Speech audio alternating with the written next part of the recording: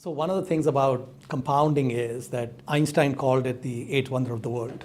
And the reason it's the eighth wonder of the world is that we are not used to thinking exponentially.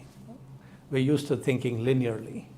But compounding doesn't work linearly. It works in a kind of a log scale. Getting your arms around that concept, it's a simple concept, but it takes some thinking to get around it. And if I take another story, when Columbus sailed for America, 1491, it's rumored that Queen Isabella, she was a great venture capitalist. She funded him with $30,000 for the voyage. And if we leave aside the psychic benefits of finding a new hemisphere, people would say, well, that was a tremendous return on the 30,000 that, found the Americas, right? But if we take an even lower rate of return than the 7%, so let's say that 30,000 was on a 5% rate of return. And so if we take the rule of 72, 72 divided by 5 is approximately 15. So the money would double every 15 years. And 1491 to 2023 is 532 years. A little more, 532 years. So if we do 532 and we divide that by 15, it's approximately 35. So what that means is that we had 35 periods where the money would double, right? Basically, so you start in 1491 with 30,000, and in 1506, you would have 60,000, and then 1521, you'd have 120,000. You keep going.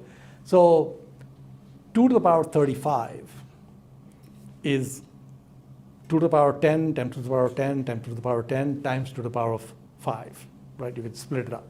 So that's 1,000 times 1,000 times 1,000 times 32.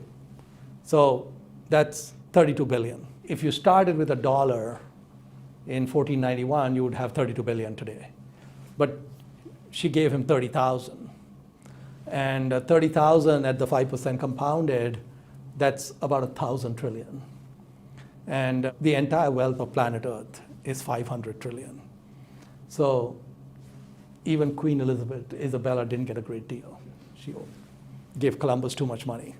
And he didn't, even though he found the Americas, he couldn't make it happen. So, there was a newspaper article a few years back where they said that there was some janitor who worked at a college all his life, very basic salary, etc. And people were surprised that when he passed away, his estate had given $4 million to the college as a gift. And so they all reported wow, this was a huge gift. And this guy he's never ran a business or did anything. But actually the 4 million, because the journalists are not mathematically astute, is actually not a big number.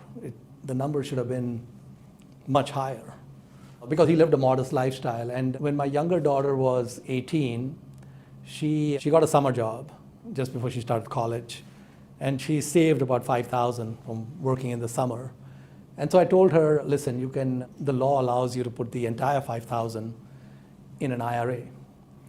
And if you trust me and you give me a power of attorney on that IRA, I can do some things with it. She said, yeah, whatever, that's fine. So we opened an IRA and she gave me power of attorney on that, managing that account. And I told her, listen, because you're so young, we can concentrate very intensely.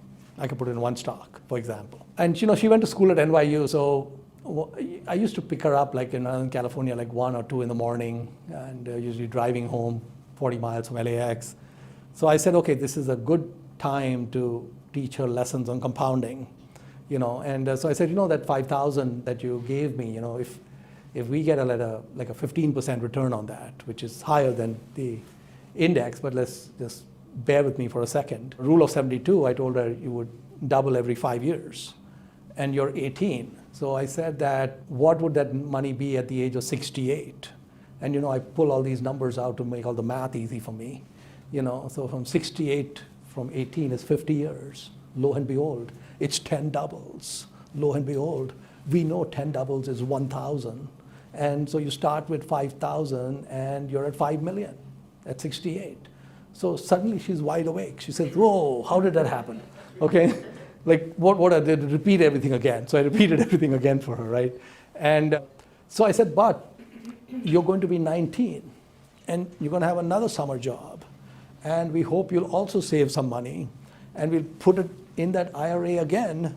And at 69, there'll be another 5 million. And now you're at 10 million. And I said, at some point you're going to graduate, get off my payroll. You know, that might happen when you're like 22 or something, and you might save like 10,000 in a year, not 5,000. And maybe at some point you're saving like 20,000. And so I asked her, I said, when you're like 70, how much money are you going to have? And she said, my head is about to explode. You know, she said, it's too big a number. So the janitor at the 4 million, we shouldn't be surprised. But the funny thing is that people end up, you know, I mean, I think when you look at the statistics of how much people have on average in IRAs when they turn 65 or 70, or how much they have in 401ks, it's a pathetically small number, right? I mean, for the country, you look at the averages, it's like I think the IRA average is maybe 150,000 or something. It's a small number for someone who's been putting money away for their whole lives.